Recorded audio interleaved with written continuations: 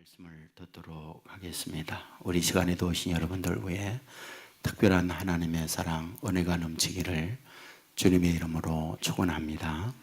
우리 앞뒤 좌우에 있는 분들 따뜻한 사랑의 마음으로 인사를 나눕니다. 주님의 이름으로 사랑하고 축복합니다.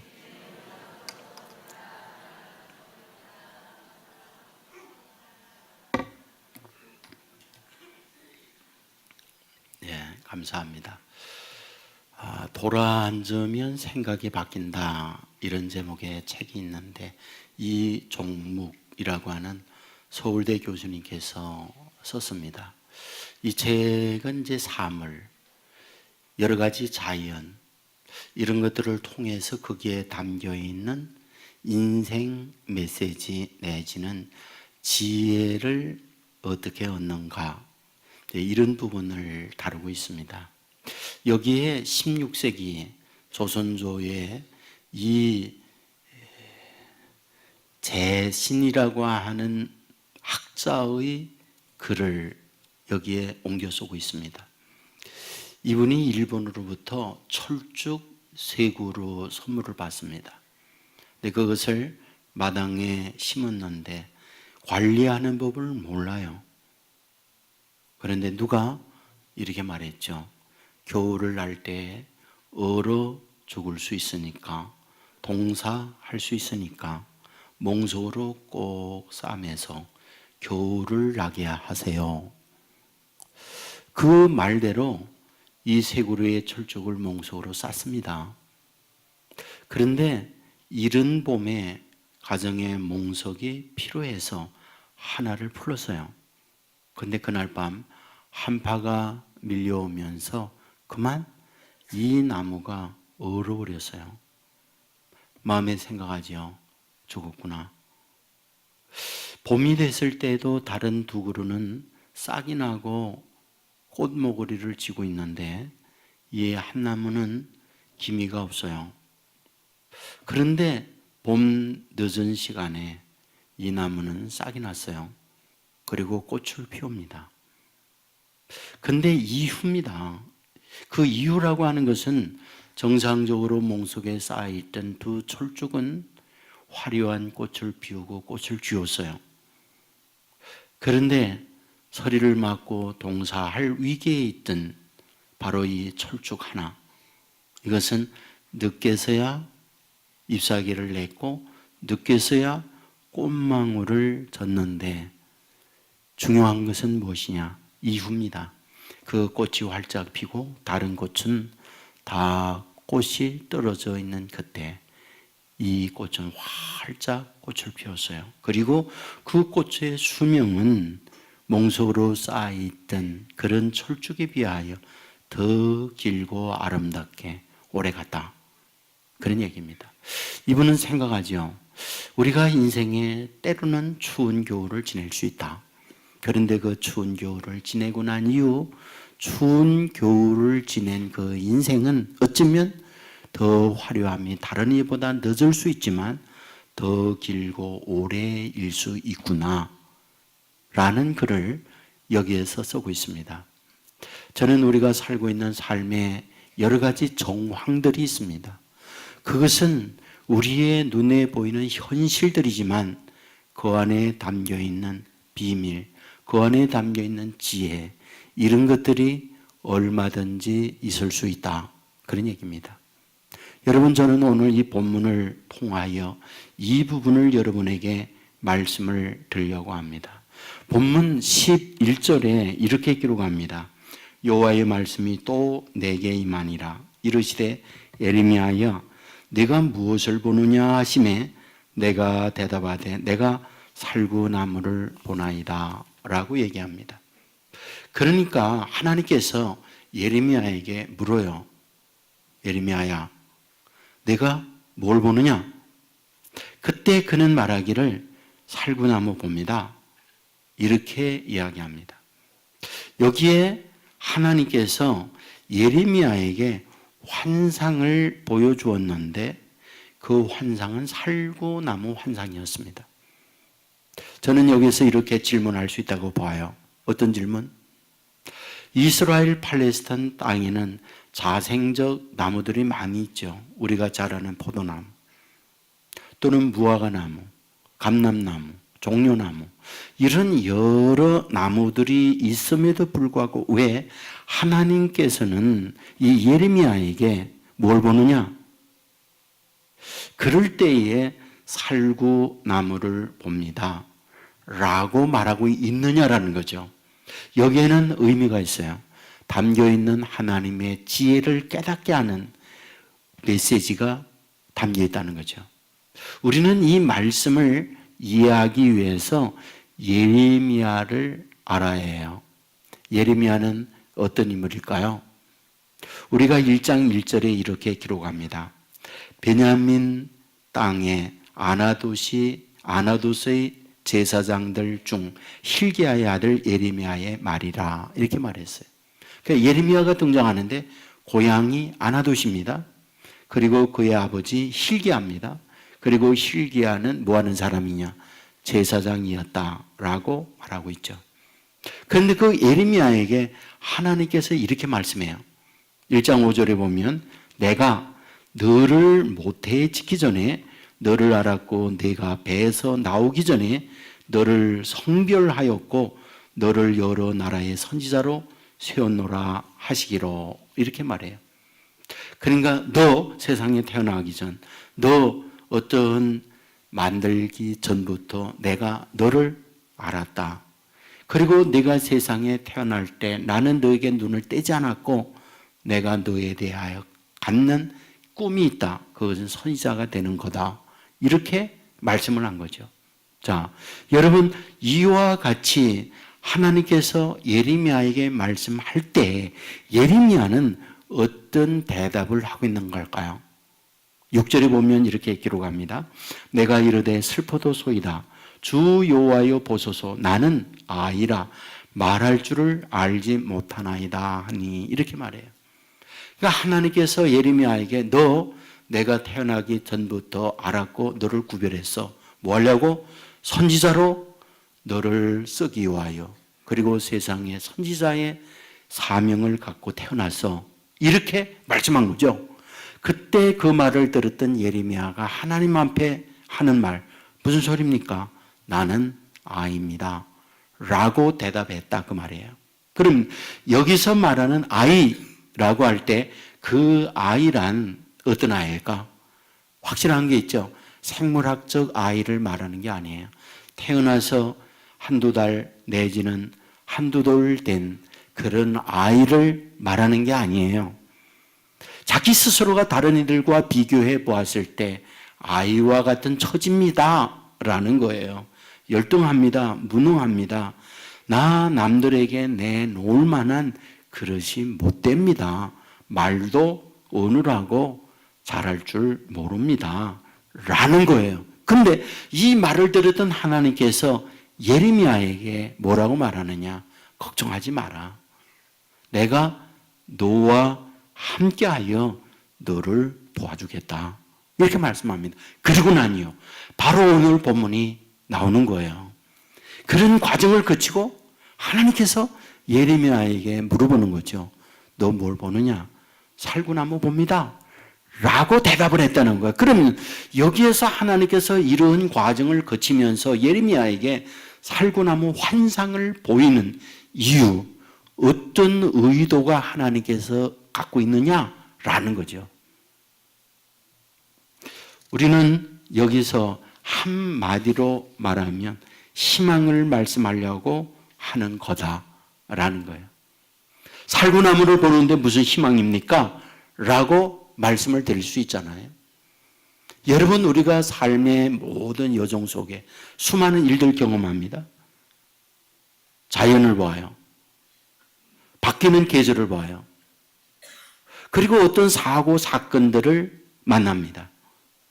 그것은 사실이지만 그 안에 담겨 있는 의미가 있다는 거예요. 그것을 깨우침을 받는 것, 그리고 보이지 아니하는 그 세계를 보면서 주께서 그 사건을 통하여 자연을 통하여 우리에게 말씀해 주려고 하는 주님의 음성, 하나님의 세계를 알 수 있다면 그게 뭘까? 그게 바로 지혜라는 거예요. 여러분, 우리가 많은 걸 봅니다. 듣습니다. 그러나 보고 듣는다고 깨우침을 받고 비밀을 아는 건 아니에요. 왜? 성경은 그렇게 말하거든요. 이사야 6장 9절에 보면 여호와께서 이르시되 가서 이 백성에게 이르기를 너희가 듣기는 들어도 깨닫지 못할 것이요 보기는 보아도 알지 못할 것이니라. 우리가 봅니다. 듣습니다. 그렇다고 누구나 다 보고 깨우침을 받는 거 아니다. 이걸 말해줘요. 그러면 오늘 본문에서 하나님께서 예레미야에게 예레미야야 너 뭐 보느냐? 하나님이 보여준 환상을 보는데 살구나무입니다 라고 말하고 있다는 거예요. 그렇게 하면 이 살구나무는 도대체 뭐냐 하는 거예요. 여러분에게 말했지만 이스라엘 땅에 일반적인 나무는 살구나무 아니에요. 포도나무요, 무화과나무요, 또는 감람나무요, 종려나무요. 이런 것들이 일상의 거리에 자생하고 있는 나무들이에요. 그 살구나무는 그렇게 흔치 않아요. 그런데 왜 하나님은 그 흔치 아니한 이 살구나무를 예레미야에게 보여주고 있는 걸까라는 거예요. 여러분, 살구나무는 상당한 의미가 있어요. 어떤 의미? 여러분, 얼마 전 제가 걸어가다가 산수유가 핀 걸 보았어요. 산수유가 피었다. 무슨 얘기입니까? 봄이 왔다. 그 얘기죠.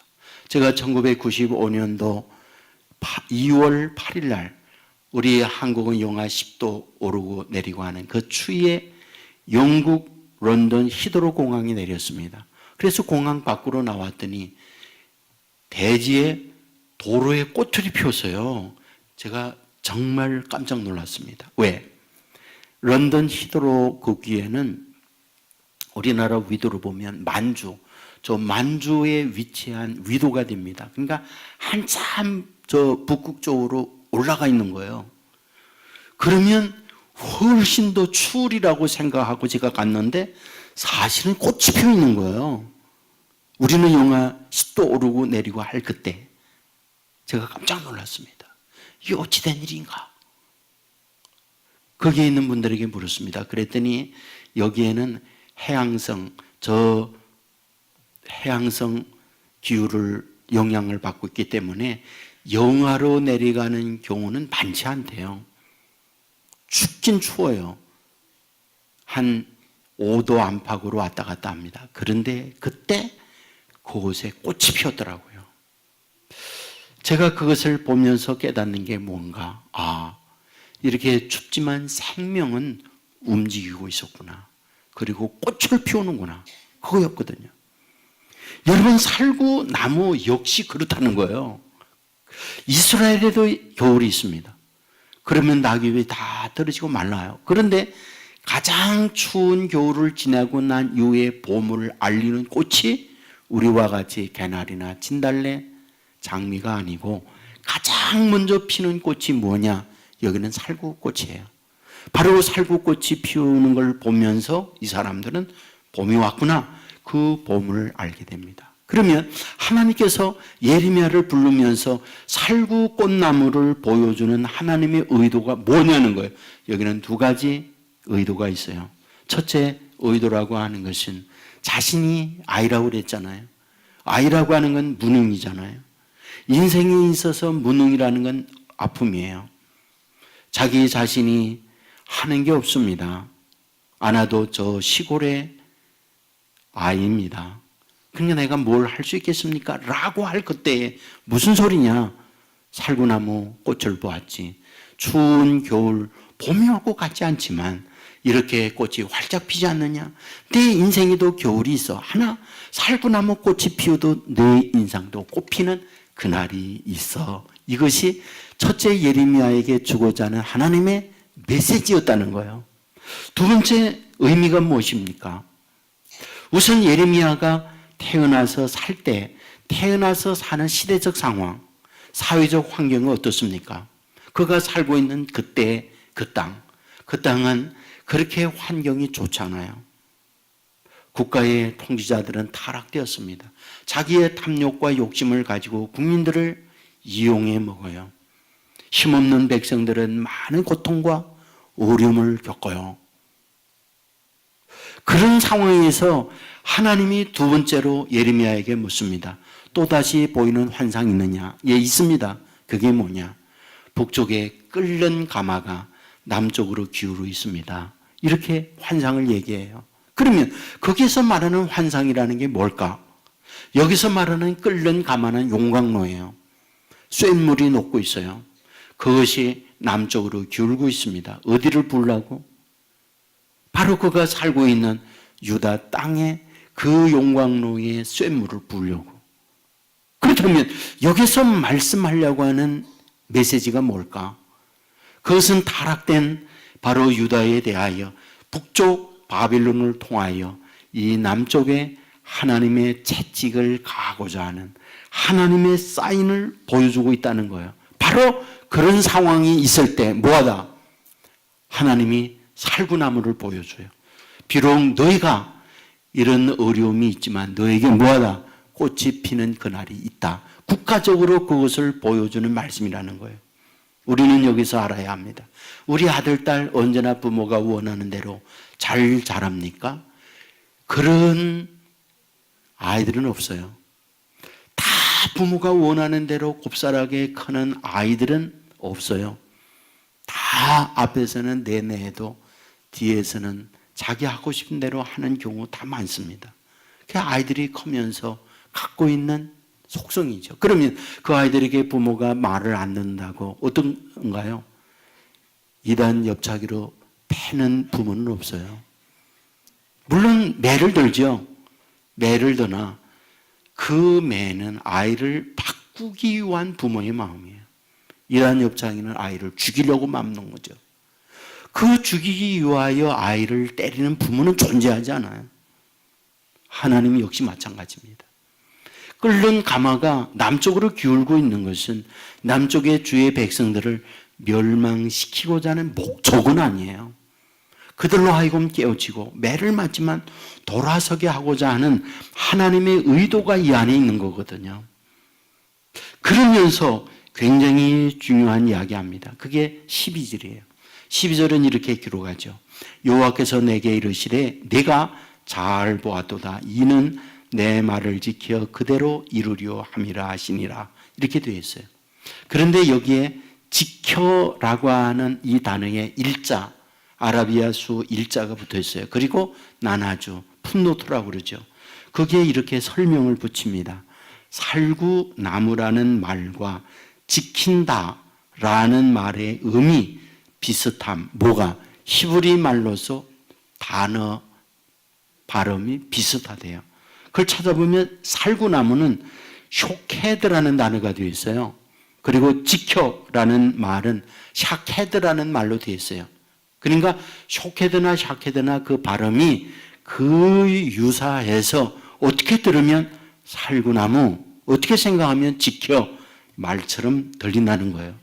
왜 이 부분을 여기에서 말하고 있는 걸까? 살구나무가 뭐라고 그랬나요? 그것은 가장 이른 아침에 봄을 알리는 사인, 꽃이라고 그랬어요. 그런데 지켜라는 거예요. 지켜라는 말은 반드시 그것을 그대로 이룬다라는 뜻이라는 거예요. 반드시 그대로 그걸 이룬다. 무슨 얘기입니까? 내가 비록 아이야. 나라의 미래는 풍전동화야. 캄캄해. 그러나 바로 추운 겨울이 지나고 바로 이 살구나무에 꽃이 피듯 너 자신과 네 국가에 꽃 피우는 그런 미래가 있어 라고 하는 이 사실을 예레미야에게 말씀하면서 뭐하다? 지켜. 그것은 반드시 내가 꼭 거짓없이 이루어 줄게 라는 말씀이라는 사실, 믿으시기를 주의 이름으로 축원합니다. 여러분, 우리가 살면서도 겨울이 있습니다.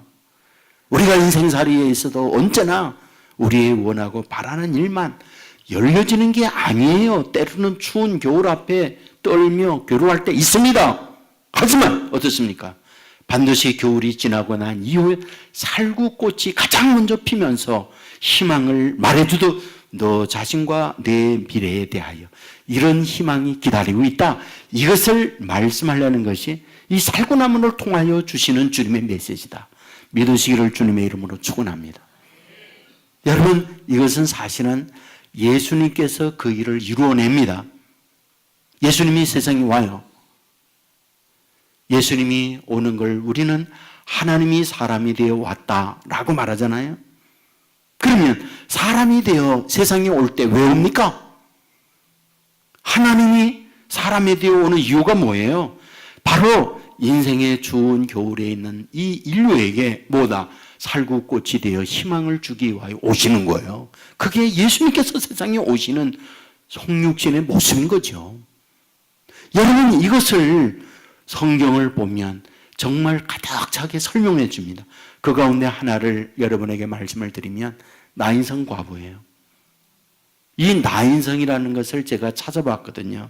그랬더니 여기는 그렇게 사람이 살만한 환경적 여건을 갖고 있지 못해요. 다시 말씀드리면 양치기 하면서 들판에서 좀 더 쉬면서 지내겠다 한 목자들이 한둘씩 모여 있다가 생겨난 아주 외진 곳 조그마한 그런 마을이에요. 사람들 안 살아요. 대개 우리가 인생을 살 때에 어떤 곳을 선호합니까? 여러분, 아무리 좋은 환경이라도 먹고 사는 문제 해결 안 되면 거기 안 삽니다. 그러니까 가장 기본이 먹고 사는 생존의 문제를 해결해 줄 수 있는 그런 곳이에요. 우리가 알듯 인류의 문화 발생지 다 하나같이 어디예요? 강이에요. 왜?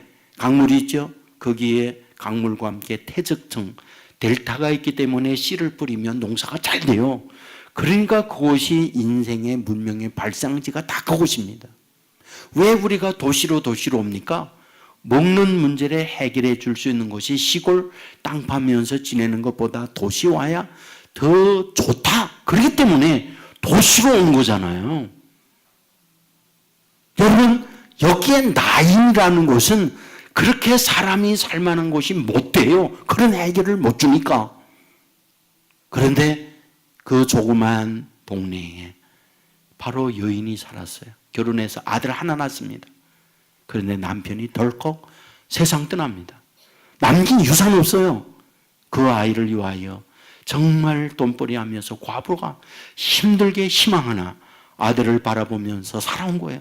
20대 가까이 된 거죠. 그런데 그 아들이 덜컥 병들었어요. 수많은 약과 치료를 위해 노력했지만 죽었어요. 장례를 치르게 된 거죠. 동네 조그만한 모든 동네 다 동원이 돼서 그 슬픔 함께 참여하며 장례를 치릅니다. 그때 예수님께서 그곳에 오시잖아요. 그리고 예수님께서 가는 장례 향리를 멈춰요. 그리고 여인에게 울지 말라. 그리고 관에 손을 대면서 청년아 일어나라. 그랬더니 그 청년이 일어나는 거예요. 자, 그렇다면 여기에서 도대체 무엇을 말씀하려는 걸까? 바로 이 사건은 그냥 그 청년 일으켜 살렸다, 이 말씀을 말하는 걸까요? 그렇진 않아요. 여러분, 여기에 예수님께서 나인이라는 동네에 가셨다, 이 자체가 혁명입니다. 사건이에요. 왜? 예수님께서 주로 가시면 갈릴리와 예루살렘에 오고 가면서 어쩌다가 사마리아를 거쳐서 다니는 이것이 예수님의 일반적 반경입니다. 생활 환경이에요. 나이는 말했지만 저 외진 곳이에요. 특별한 이유 없이 거기 안 갑니다. 근데 예수님께서 거기에 갑니다. 왜요? 단 하나. 바로 이 여인이 추운 겨울의 인생을 지낸 겁니다. 그 겨울로 인하여 뭐하다? 수도 파이프가 터졌어요. 이제 다 끝났어요. 모든 게 다 종결이에요. 망한 상황이에요. 기대했던 그 아들이 죽은 거예요. 주님은 그 여인을 보고 있었어요. 그리고 발걸음을 가지 아니하는 나인성으로 가요. 그리고 그에게 울지 말라고 말씀하고 죽은 아들을 살려내야 뭡니까? 살구나무 꽃이 피듯 다시금 그 인생의 꽃 피도록 만드는 것이 주님이었다. 주님께서 세상에 오셔서 하는 그 일은 바로 그런 일을 하시는 분이 우리 주님이었다는 거예요. 그러니까 예수 안에서 믿음으로 살 때에 우리의 인생을 향하여 주님이 갖고 있는 것, 절망, 추운 겨울, 거기에 봄날과 함께 살구꽃이 피는 희망, 이것을 준비하고 저와 여러분을 기다리고 있다는 것 믿으시기를 주님의 이름으로 축원합니다. 제가 임효주 목사님 간증을 읽었거든요. 근데 이분이 이제 고향이 시골인데 아버지가 일찍 세상 떠나고 어머니가 이 아들 하나 키워요. 나인성 과부와 같이. 그런데 직장 다니며 돈벌이에 되다 보니까 외가댁에 이 아이를 맡깁니다. 근데 외가댁에 뭘 하느냐? 포도 농사 지어요. 그 포도 농사를 짓고 포도도 팔지만은 그것을 포도주를 잠가요. 포도주 담글 때 발효시키기 위하여 알갱이를 따서 소금을 설탕을 뿌려 넣는데, 그러고 나서 이제 걸르면은 거기에 나머지 그 포도 찌꺼기가 나와요. 근데 그 찌꺼기가 설탕과 함께 달찌근하니까 이 임효주 어린 아이가 그거를 먹기 시작하는데 그거 보니까 취한 거예요. 달달하게 몽롱해지는 거예요. 근데 얘가 늘 그거를 먹습니다. 얘도 모르는 사이에 어린 아이가 알코올 중독이 된 거예요. 그걸 모르는 사이에 집에서 힘들고 어려우니까 그냥 그 상태로 그냥 지냅니다. 중학교, 고등학교 다니면서 공부가 제대로 되지 않아요. 근데 고3 때 얘가 교회를 누구를 인도를 받아 갔어요. 그랬더니 십자가를 보는 순간에 왜 그렇게 눈물이 흐르는지 눈물 콧물 바닥에 흥건하게 적시게 흘립니다. 그리고 난 이후 얘가 마음을 잡아요. 그리고 공부를 해가지고 서울대학에 들어갑니다.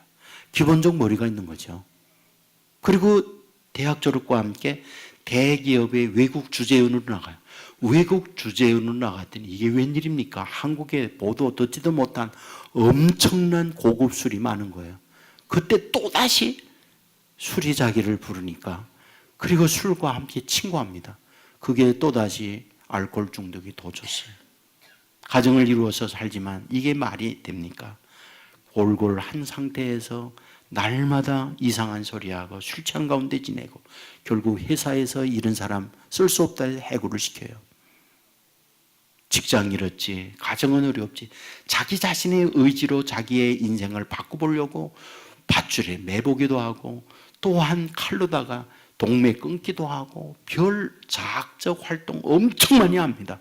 그러나 20년, 40 중반까지 변함이 없는 알코올 중독으로 이 사람이 지내요.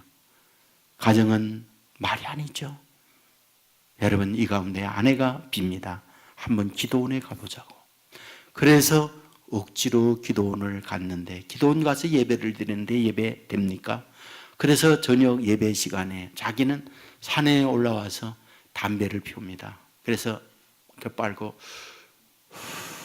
그렇게 내뱉는데 이게 담배 연기가 쭉 퍼지잖아요. 밤하늘에 총총하게 빛나는데 그때 갑자기 어마어마한 공포가 밀려오는 거예요. 그 공포라는 게 다른 게 아니라 담배 연기가 있는데 하늘에 자기를 죽이는 진노와 같이 억누르는 거예요. 마치 이스라엘 백성이 이집트에 있을 때 하나님의 진노가 임하면서 이집트의 장남들 다 죽인 사건이 있잖아요. 그런 사건과 같이 담배 연기가 자기에게 밀려오는 거예요. 거기서 꿇어 엎드렸어요. 그 저주 앞에 엎드렸어요. 그리고 거기에서 통곡을 하기 시작합니다. 그런데 그때 성령이 그에게 임하여.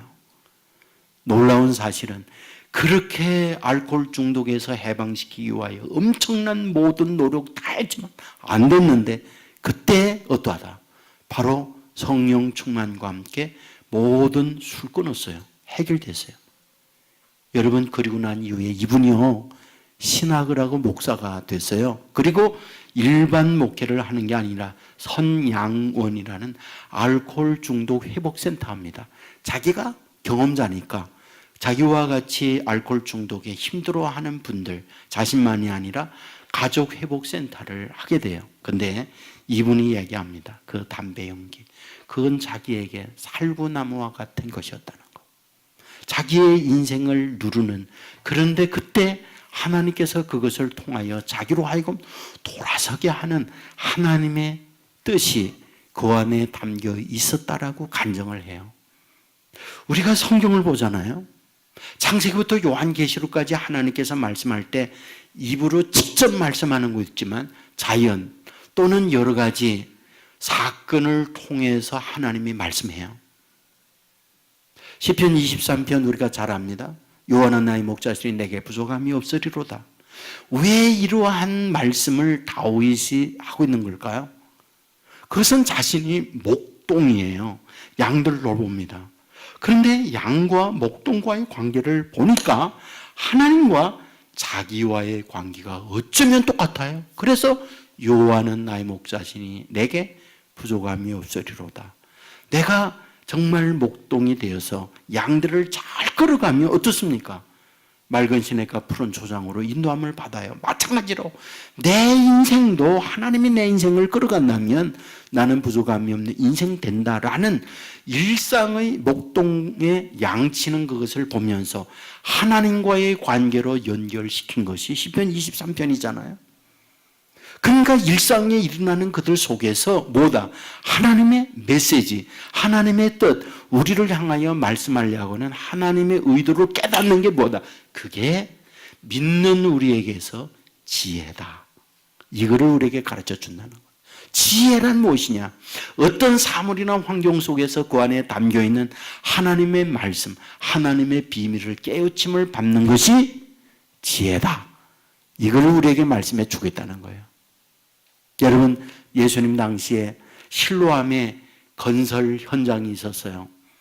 실로암 망대를 높이 쌓는 건설 현장입니다. 그런데 거기에 기초가 든든치 못해서 건설하다가 무너져 내렸어요. 무너져 내리면서 거기에 일하던 인부들이 많이 죽습니다. 예수님께서 그 사건을 보면서 말씀하죠. 그게 우연히 일어나는지 아느냐? 그게 아니다. 그것은 사인이다. 너희들도 언제 어디에서 그런 죽음을 맞을지 모른다고 하는 하나님의 메시지다. 그러므로 너희가 그런 걸 보며 깨우침을 받으며 나도 언제 죽을지 몰라. 그런 종말의식을 가지고 믿음 안에서 바르게 살 때 그게 축복이다. 이렇게 말씀을 해주는 거예요. 몇 해 전에 목사님들과 만남을 갖고 조금 외진 곳 찻집에서 차를 마시게 됐어요. 늦가을입니다. 대지는 다 누렇게 말라버렸습니다. 그런데 그 찻집을 들어가는 입구에 완전히 국화 화분으로 도배가 되어 있어요. 앉아서 차를 마시면서 국화를 생각해 봤습니다. 저 국화 초봄 어땠을까? 지금 이 늦가을에 화려한 꽃을 피우기 이전 초봄은 어땠을까? 개나리 진달래 화려하게 필 때 저 국화는 무슨 생각을 하고 있었을까? 그 생각을 하는데 이런 생각이 들어오는 거예요. 여러분 알다시피 여러분 그 국화에 잎사귀는 그렇게 국화꽃처럼 우아하고 화려하지 않아요. 쑥 같아요. 그것이 초봄에 싹이 올라왔을 때 남들은 개나리 피고 화려한 진달래와 함께 자랑하고 있는 그때 진달래는 자랑하고 있는 그 순간 국화는 싹만 올라오면서 얼마나 우울했을까? 그 생각이 드는 거예요. 나는 뭘까? 나는 너무 열등하잖아. 하는 게 아무것도 없잖아. 그것이 국화가 가진 생각이 아니었을까? 그런데 기다리고 기다렸더니 모든 것이 다 지고 모든 것이 다 말라진 그때 비로소 국화의 때가 온 거죠. 활짝 국화가 핀 거죠. 꽃은 아무것도 없어요. 국화만이 우아한 자태를 자랑하고 있어요. 어쩌면 우리 인생도 저렇겠구나. 내 삶에 있어서 정말 일찍이 남들과 비교했을 때 자랑스러운 게 없는 내 삶이 있을 수 있잖아요.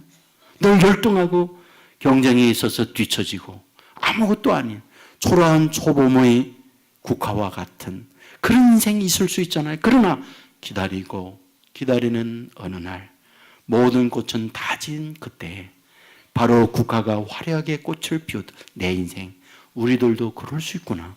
이것이 주께서 우리에게 주시는 음성으로 제가 들은 거죠. 여러분 삶에 있어서 정말 지혜자가 되어야 돼요. 사실이 있습니다. 팩트가 있어요. 그것이 나무요, 그것이 어떤 하늘이요, 그것이 기후, 날씨일 수 있어요. 그리고 어떤 사건이나 사고일 수 있어요. 그러나 그것은 우연이 아니에요. 그것에 담겨있는 하나님의 의도와 하나님의 메시지가 담겨 있어요. 그것을 들을 수 있고 그것을 볼 수 있는 그 사람이 뭐다? 그게 지혜라는 거예요. 그것을 우리가 얻을 수 있다 그러면 주께서 우리에게 주시고자 하는 주님의 메시지가 있어요. 말했잖아요. 저주 아닙니다. 멸망 아닙니다. 물론 내 있어요. 그러나 그것을 통하여 더 나은 내일, 더 나은 축복의 길로 인도하고자 하는 주님의 의도인 거죠. 그러면 그것을 보고 그런 주님의 음성을 들을 수 있고 깨달을 수 있다면 우리는 어떻습니까? 우리는 어려운 환경에서 웃을 수 있어요. 일어날 수 있어요. 예레미야는 아닙니다. 예레미야가 처해 있는 시대 환경 희망이 없어요. 그런데 말씀해요. 보는 게 뭐냐? 살구나무입니다. 여기에 살구나무에 꽃을 보게 하는 거죠. 내 인생 지금 겨울이지. 내 처해 있는 나라의 현실은 겨울이지. 그러나 이 살구나무가 꽃을 피울 때 봄을 알리듯 내 인생의 봄과 국가의 봄이 기다리고 있다. 그리고 하는 말이 있어요. 지킨다. 반드시 그것을 이루어준다. 그걸 약속을 해요. 이것은 저와 여러분에게 동일하게 주께서 주시는 메시지인 줄 믿습니다. 우리가 이 사실을 믿고 우리가 주어져 있는 환경에서 그 주위에 넘어 계시는 주님의 음성, 주님의 하고자 하는 메시지를 보고 들을 수 있다면 이것이 지혜예요. 그 지혜를 얻은 사람, 세상을 지혜롭게 넉넉히 이기며 복된 길을 향하여 나가는 우리 모두 될 줄 믿습니다. 모두 자리에 일어나겠습니다.